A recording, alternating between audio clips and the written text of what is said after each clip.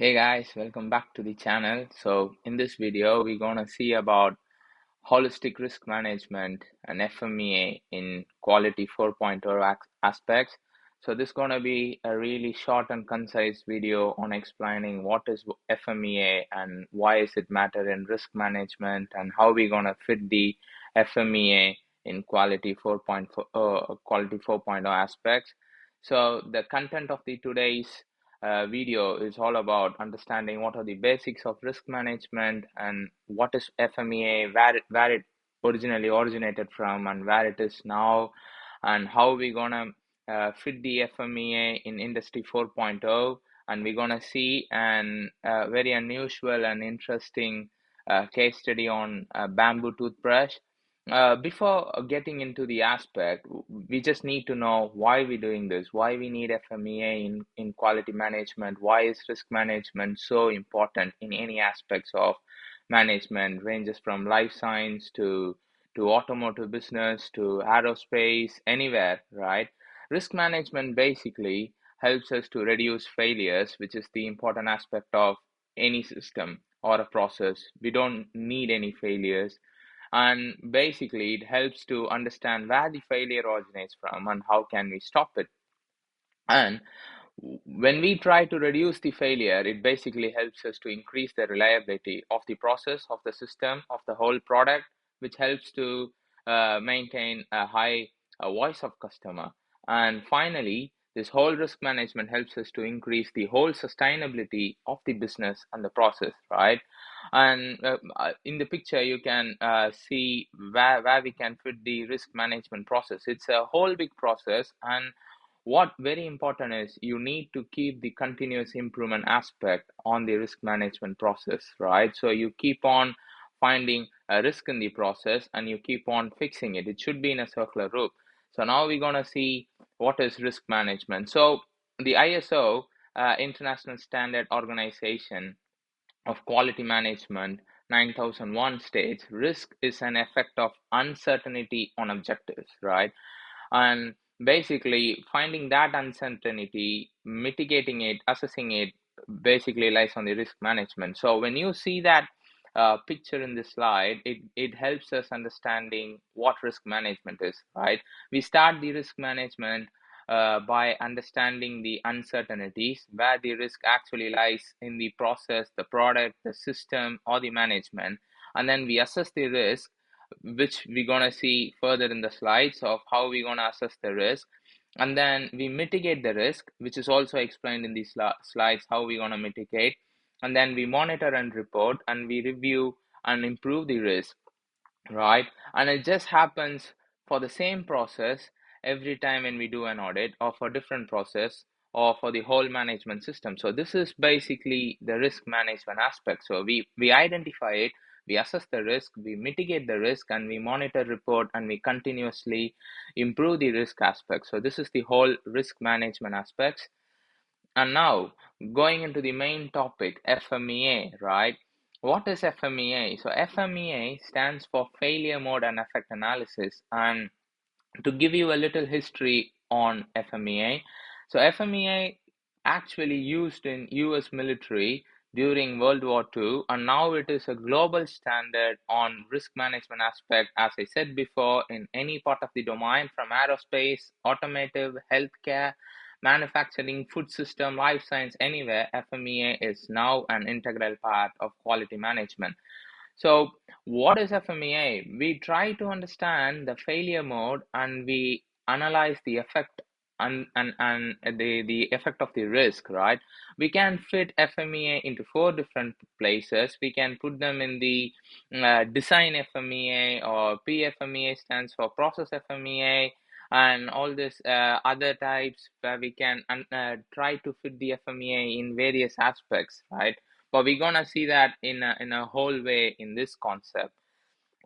So FMEA is basically nothing but a brainstorming session. We sit with the management team from different areas, from supply chain to manufacturing, quality management, procurement, customer service. We sit and we try to understand what's the whole process, and we come up with the first step of the risk management, where we try to identify the risk, or basically hazards or failure modes in any steps, and we try to rank them using the three important parameters which is in the slide, where the severity of the process, occurrence of the process, and detection of the process. When we try to brainstorm all this by giving it a score, which we're going to see further in the slide, on different aspects, on the use cases like product design, product control, supply quality. And once we find out the problems which comes with the process, we try to make a risk priority number,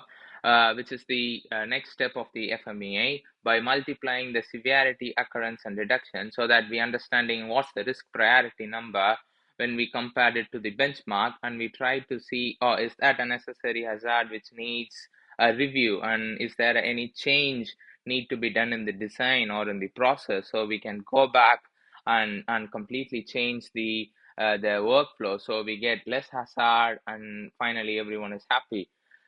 So that's basically FMEA. And so this is an example of a sample FMEA form, especially the design FMEA, where the FMEA is based on the done based on the aspect of the design. So when you see it has a product description of what's the product is and who's the design engineer and what's the project number, we give all the basic details which we all know about, right?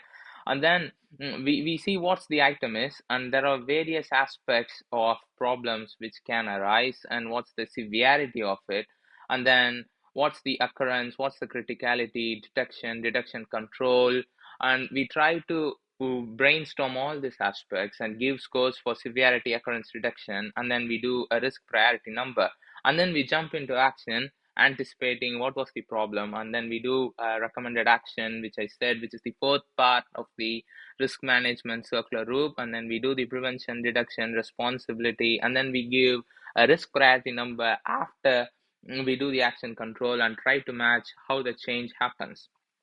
So this is how FMEA works in quality aspect. I'll give you a good example. Let's say this is the FMEA done on the traditional way, and I'll walk through how it is done. Let's say a toothbrush, but the toothbrush is a sustainable form of toothbrush, so it's made using a bamboo stick, right? You and me, now let's role play, and then we sit with a group of team and we are brainstorming. We speak about what's the major common failure modes. Let's say the bristle is falling off because of the bamboo, it's not sticking well together. And maybe due to the damp and moisture on everyday usage, there could be a mold growth on the bamboo, or the handle might be cracking during transportation, packaging contamination, and supply chain delays due to the procurement of the bamboo. As we all know, it's not something we could just like keep on growing. Of course, um, uh, a use case should be made based on how much we could procure. Let's keep that aside. It's just a way of understanding how an FMEA works, basically. But when you see that from the product development aspect, that can be more changes could be done. But we see this as a new sustainable product and how an FMEA fits in, basically.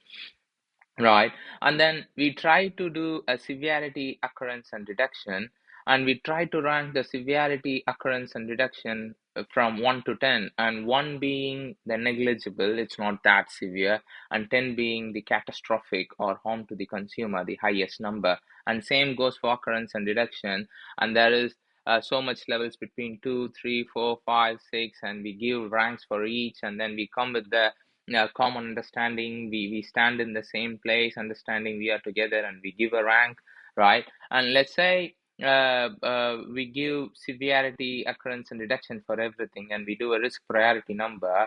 And when we see the mold growth on the bamboo stands as the highest risk priority number, followed by the handle crackling, which is 96, the second medium priority, and the color fading is 27. Because when you see color fading is not going to bring much impact on the usage as the end consumer, but the handle cracking is, of course, we can't use the product anymore, and then when it comes to mold growth, we can't use it, we can't even touch it, there's a big problem, right? And then we try to rank all this, And the next step would be understanding where the risk priority number stands, and then we form an action control or a detection control to reduce the ranks so that the risk priority number actually keeps on reducing of the benchmark so that the product is good to use on all the aspect, right?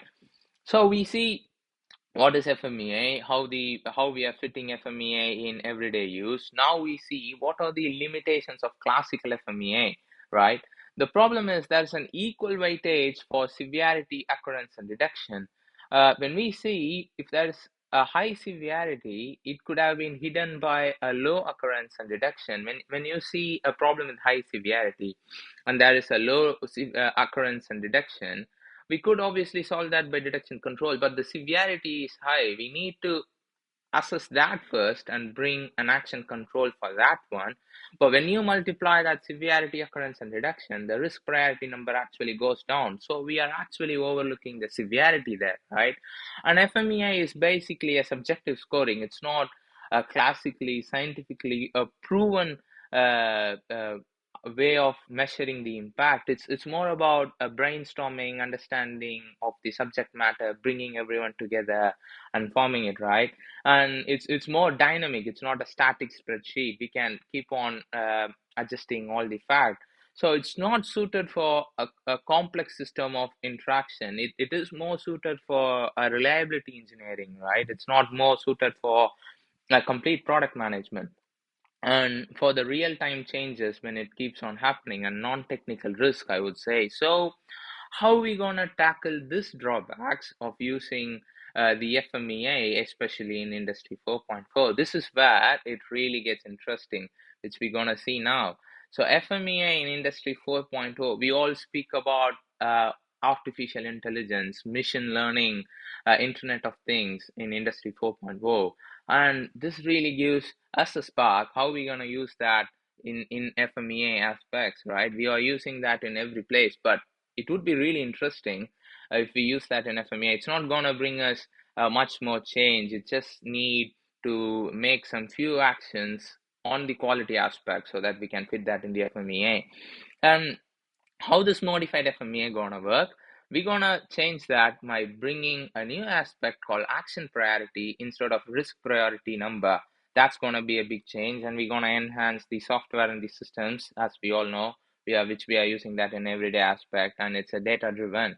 So when you see the traditional risk priority number, which we saw in the previous slides, it's all about multiplying the severity, occurrence, and reduction, giving equal weightage, and we find a risk priority number, right?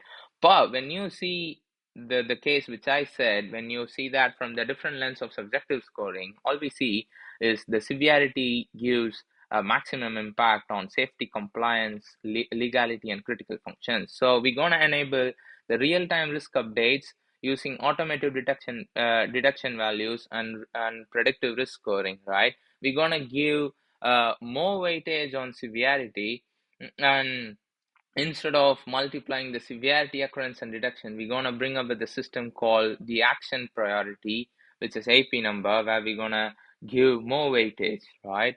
So when you see the severity, occurrence, and detection, and when we try to rank the same risk priority number with the action priority, we're gonna see the severity is here, but we are not changing the severity. We're gonna see and look at the understanding of occurrence and detection, right? Because we are not changing the severity. We're going to see how the occurrence and detection control is changed. So the severity is static. And then we try to multiply that by actually changing the occurrence and detection by bringing the detection control, by bringing so much software integration. And when this happens, we tend to reduce the ranks of the occurrence and detection, but we are keeping the severity impact same.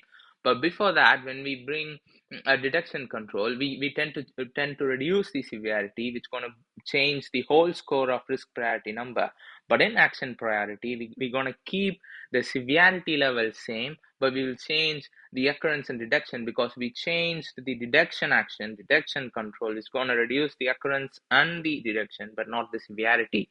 Even if the problem occurs in detection, the severity is going to be the same. So the risk priority number gives you a complete different answer, and you can see how it's going to change in the RPN, right? And to give you a more context of how this action priority in the new FMEA going to replace RPN is, when you try to do from the kappa selection criteria, it gives you an understanding of the impact, cost, time, sustainability, legality, risk, and compliance. So everything plays in. So the final key takeaway of this video is FMEA is essential, but it is limited to reliability of the process. So in Industry 4.0, we're going to fit the FMEA with dynamic predictive understanding of this AI and machine learning. So this risk management brings a holistic system. So where we always combine people, process, technology, and data, right? So this is the whole idea of FMEA.